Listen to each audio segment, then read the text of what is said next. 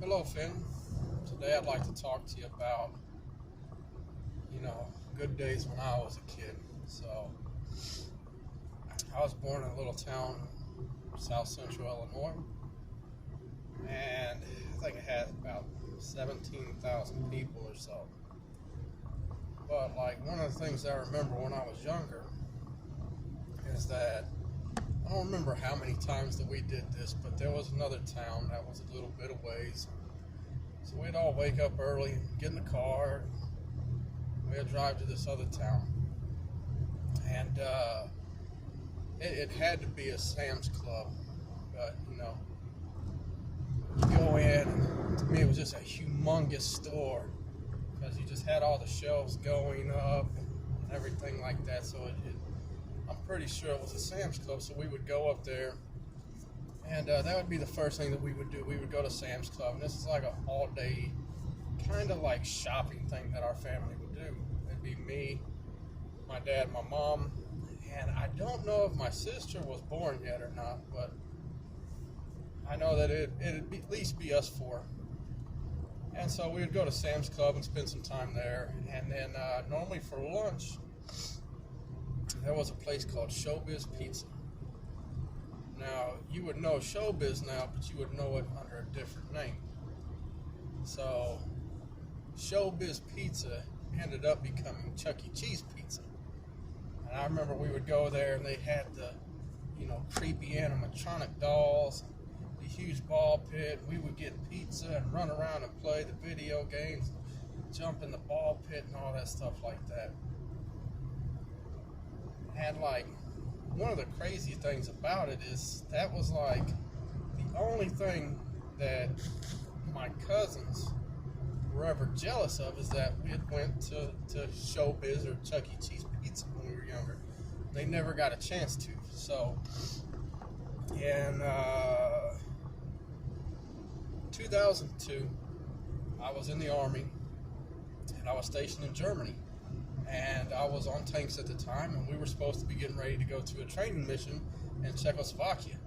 And I was sitting there thinking the whole time, like, man, this sucks. I don't want to do this. And so I'm packing my bag, getting ready to go, because we're supposed to be leaving in like a day or two.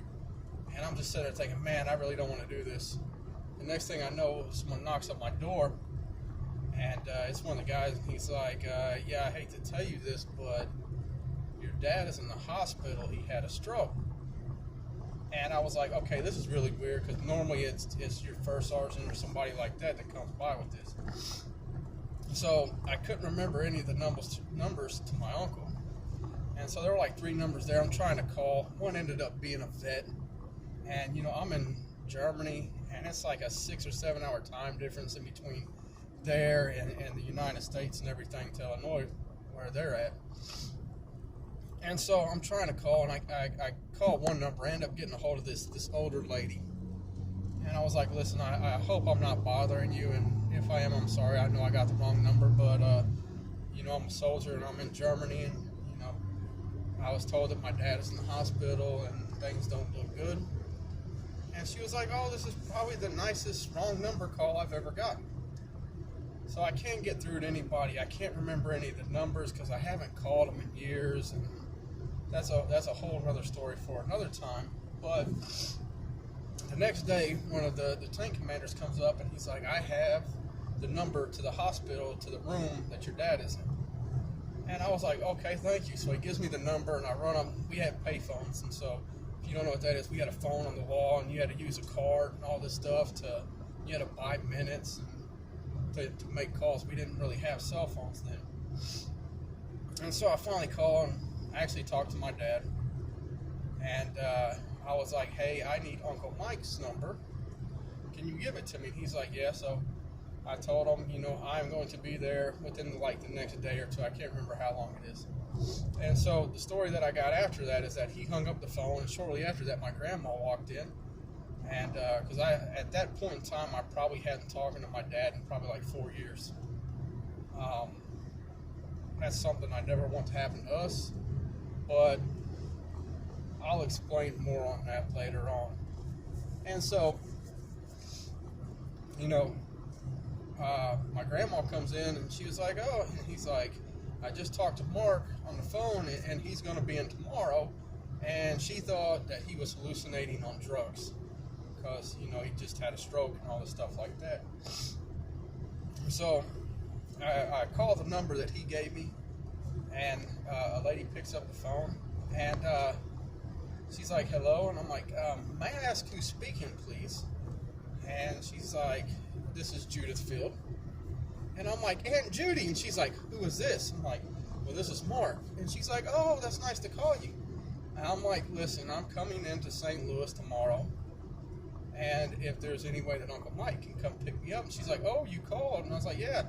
And she's like, you're coming in? I was like, yeah. So he came and picked me up. So fly to St. Louis from Germany. Get there, we go to the hospital and everything. And he's doing fine, so I was going back with my Uncle Mike to stay at his house for a couple of days. And, you know, we're getting ready to go, and we're trying to decide where we want to eat at. And so one of my cousins is like, you know, I've never been to Chuck E. Cheese's. And here they are, you know, mid-20s, going to Chuck E. Cheese's for the first time, and they're all excited about that. That was like the only thing that they were ever jealous of us about. But so we would go to Showbiz Pizza at the time, and then I remember there was like a TJ Maxx or something there. We would go there, and I remember one time I got a black pair of Converse, you know, the Chuck T's with they were white soles with like the big Chuck Taylor patch on them and all that stuff like that, and they were black. And before we left, like the thing that we would do before we left is we would go to White Castles. And, you know, there they had the little slider burgers. So for you will understand Crystals more than you would understand White Castles. It's a very similar thing. You know, and then after we would go to White Castles, we would get back in the car, and then we would drive home for the day. And I don't know, the good, sad part about all that is that's like some of the best days I remember of us as a family, you know, from being a kid. I don't really remember too many other things where it was all of us together like that. I mean, we would do like go out for dinner on Dad's birthday and stuff like that, but as far as like a whole family day, that was probably like the best days that I remember. And, you know, thinking about stuff like that, coming up for when we had you, and my thought process and all this is, I want you to have so much more than what I ever had. And so, hopefully, I will be able to give you a lot more memorable days than the ones that I had as a kid. And that you'll look back a lot more fondly on your childhood than I am able to. And that is something that I'm going to work very hard for you for, is that you can have everything that I never had. And, you know, you're like a little over 2 right now, and you just got this smile and this brightness in your eyes and just this happiness about life. And that is something that I never want to see you lose. And so I'm going to work really hard to make sure that you never lose that, or that I can provide you with things to keep that spark alive inside of you. And so with that, I just want to say, I love you, Finn.